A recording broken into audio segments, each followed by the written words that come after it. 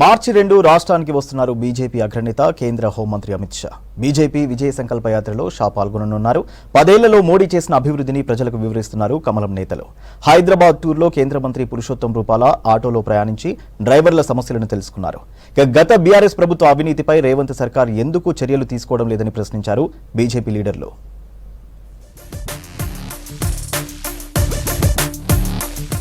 లోక్సభ ఎన్నికల ప్రచారం కోసం మార్చి 2న రాష్ట్రానికి వస్తున్నారు కేంద్ర హోంమంత్రి అమిత్ షా. మార్చి 2న నిర్వహించే బీజేపీ రాష్ట్ర సోషల్ మీడియా వాలంటీర్ల సమావేశానికి హాజరు కానున్నారు షా. రాష్ట్రంలో బీజేపీ చేస్తున్న విజయ సంకల్ప యాత్రలో పాల్గొని నాయకులకు, కార్యకర్తలకు దిశానిర్దేశం చేయనున్నారు అమిత్ షా. పార్లమెంట్ ఎన్నికల అభ్యర్థుల ఎంపికపై జాతీయ నేతలతో చర్చిస్తున్నారు స్టేట్ పార్టీ ముఖ్య నేతలు. ఇప్పటికే కొన్ని స్థానాల్లో అభ్యర్థుల ఎంపిక పూర్తయినట్లు తెలుస్తోంది.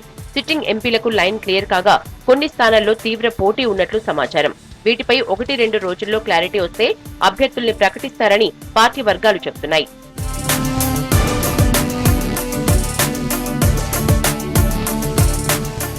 తెలంగాణలో గొర్రెల స్కామ్ పై కేంద్ర ప్రభుత్వం విచారణ చేస్తామన్నారు కేంద్ర పశుసంవర్ధక శాఖ మంత్రి పురుషోత్తం రూపాల. స్కామ్ కు బాధ్యులైన వారిపై కఠిన చర్యలు తీసుకుంటామన్నారు. హైదరాబాద్ లో జరిగిన విజయ సంకల్ప యాత్రలో రూపాల పాల్గొన్నారు. ఆటోలో కొద్ది దూరం ప్రయాణించారు కేంద్ర మంత్రి. ఆటో డ్రైవర్ల సమస్యలు పరిష్కరించాలని రాష్ట్ర ప్రభుత్వాన్ని డిమాండ్ చేశారు పురుషోత్తం రూపాల. తెలంగాణ సర్కార్ के द्वारा इस स्कीम का जो भी प्रयोग हुआ होगा उसकी जांच होगी और उसमें जो भी होगा वो सामने हम पब्लिक के सामने भी लाएंगे और जो भी करणीय होगा वो अवश्य करेंगे। कोरोना में किसी महासत्ता ने छोटे छोटे देशों की मदद नहीं किया, उनको मदद करने का काम प्रधानमंत्री नरेंद्र मोदी जी ने किया। రాష్ట్ర ప్రజలు అవినీతి బీఆర్ఎస్ ప్రభుత్వాన్ని భూస్థాపితం చేశారన్నారు Nirmal BJP MLA Aleti Maheshwar Reddy. BRS ప్రభుత్వ కుంభకోణాలపై సీబీఐ విచారణ చేపిస్తామన్న రేవంత్ రెడ్డి అధికారంలోకి రాగానే స్పందించడం లేదన్నారు. లోక్సభ ఎన్నికల్లో భారీ మెజారిటీతో కేంద్రంలో బీజేపీ ప్రభుత్వం రావటం ఖాయమన్నారు. విజయ సంకల్ప యాత్రలో భాగంగా మాజీ ఎంపీ కొండా విశ్వేశ్వర్ రెడ్డితో కలిసి రాజేంద్ర నగర్ లో పర్యటించారు మహేశ్వర్ రెడ్డి. షేక్పేట్ గ్రామంలో 4 ఎకరాల 18 గుంటల హనుమాన్ల గుడిని నువ్వు డిమాలిష్ చేసి అక్కడ అపార్ట్మెంట్ కడుతున్నాడు. పాపాత్ముడు కాదా నువ్వు? దాంట్లో నీకు కేటీఆర్ కి సంబంధం లేదా? అంతేకాదు, నీవు గతంలో చేసినటువంటి పాపాలు ఒకటి కావు. నీవు చేసిన ప్రతిదానికి నా దగ్గర ఆధారాలు ఉన్నాయి. ప్రజలకు ఇచ్చిన 6 గ్యారంటీల్ని కాంగ్రెస్ అమలు చేసిన తర్వాతే పార్లమెంట్ ఎన్నికల్లో ఓటు అడగాలన్నారు కామారెడ్డి బీజేపీ ఎమ్మెల్యే వెంకట్రమణారెడ్డి. పెద్దపల్లి జిల్లా గోదావరి ఖనిలో చేపట్టిన బీజేపీ విజయ సంకల్ప యాత్రలో ఆయన పాల్గొన్నారు. పేద ప్రజల కోసం అనేక సంక్షేమ పథకాల్ని అమలు చేస్తున్న మోదీకి అండగా ఉండాలన్నారు ఎమ్మెల్యే వెంకట్రమణారెడ్డి.